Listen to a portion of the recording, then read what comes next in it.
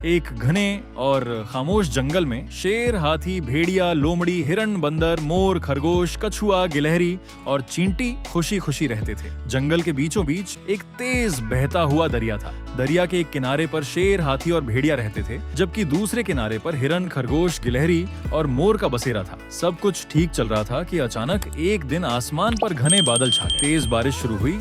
बारिश इतनी शदीद थी कि दरिया में तुगयानी आ गई। पानी बढ़ता ही चला गया, यहाँ तक कि दोनों किनारों का राब्ता मुकम्मल तौर पर टूट गया। दरिया के उस पार हिरण परेशानी से इधर उधर देख रहा था। खरगोश खौफजदा होकर पीछे हट गया। मोर ने अपने पर समेट ली और खामोशी इख्तियार कर ली। उधर शेर बेबसी में दहाड़ा, भेड़िया बेचैनी से चक्कर लगाने लगा और हाथी गहरी सोच में खड़ा पानी को देखता रहा। बंदर फौरन एक ऊंचे दरख्त पर चढ़ गया और सूरत हाल का जायजा लेने लगा। लोमड़ी खामोशी से सब कुछ देख रही थी। कछुआ आहिस्ता आहिस्ता दरिया के किनारे तक पहुंचा, जबकि चींटी जमीन पर झुककर मिट्टी के जर्रात का जायजा ले रही थी। पहले सबने अकेले अकेले कोशिश की। हाथी दरिया में उतरा और रास्ता बनाने की कोशिश की, मगर पानी का बहाव बहुत तेज। शेर ने पूरी ताकत से छलांग लगाने की कोशिश की, मगर फासला बहुत ज्यादा। हिरण ने हिम्मत की, लेकिन पानी देखकर रुक गया। बंदर ने दरख्तों की शाखें तोड़कर फेंकी, मगर वो बह गए। खरगोश ने एक पत्थर घसीटने की कोशिश की, मगर वो अकेला कमजोर था। आखिरकार लोमड़ी ने सबको आवाज दी। सब जानवर एक जगह जमा हो गए। कछुआ धीरे से बोला, जल्दबाजी हमेशा नुकसान देती। चींटी ने छोटे छोटे मिट्टी के ढेरों की तरफ इशारा किया, जैसे कोई राज बता रही। गिलहरी ने फौरन लकड़ियां जमा करना शुरू कर दी। बंदर ने मजबूत शाखें तोड़कर नीचे फेंकी। हाथी ने